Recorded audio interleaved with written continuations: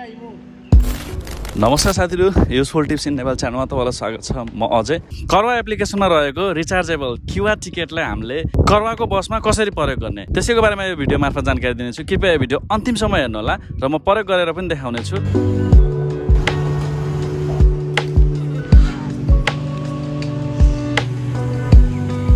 यो rechargeable QR कोडलाई turn on गर्नुस्, त्यसपछि अब चेक इन गर्नुतर्फ।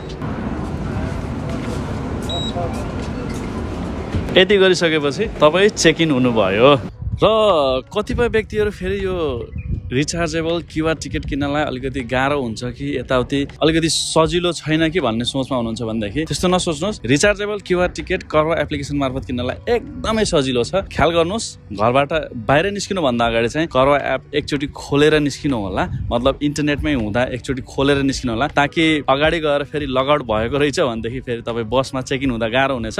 र रिचार्ज गर्न पनि एकदमै सजिलो छ। यसको बारेमा मैले अगाडि एउटा भिडियो बनाइसकेको छु। त्यो भिडियो यदि तपाईँले हेर्नु भएको छैन भनेदेखि आई बटनमा लिङ्क आइरहेको होला, अथवा तल डिस्क्रिप्सनमा पनि तपाईँले देख्न सक्नुहुन्छ, लिङ्क राखिदिएको छु। गएर हेर्नु होला त्यो क्यूआर टिकट कसरी किन्ने भनेर। र युज गर्नको लागि त मैले यो भिडियोमा तपाईँलाई सिकाइ नै सकेको छु। सकेसम्म करवा एप युज गर्नुहोस्, करवा बस युज गर्नुहोस् र मेट्रोलाई युज गर्नुहोस्। ट्रान्सपोर्टेसनमा हुने जति पनि खर्च हुन्छ त्यो खर्चलाई कमभन्दा कम गर्नुहोस् र बचेको पैसाले चाहिँ अन्त अरू कुनै ठाउँमा प्रयोग गर्नुहोस्। मैले आज यो राइड गर्दाखेरि मेरो करिब यदि मैले ट्याक्सी गरेको भएदेखि 150 प्लस, मतलब 150 अथवा 160 रुपियाँ जति लाग्थ्यो। मैले यो एप प्रयोग गरेर, मतलब यो रिचार्जेबल क्यूआर टिकट प्रयोग गरी करवा बसमा यात्रा गरेर मैले 150 रुपियाँ जति बचाएको छु। मतलब 150 कतारी रियाल बचाएको छु। मलाई चार्जेस भनेको करवा बसले मात्र 9 रियाल लिएको छ र मैले भनौँ 150 रियाल चाहिँ बचाएँ यो करवा बसलाई प्रयोग गरेर। ल त साथीहरु, यो भिडियोमा अहिले यति नै। यदि भिडियो मन पनि कृपया लाइक गर्न नबिर्सनु होला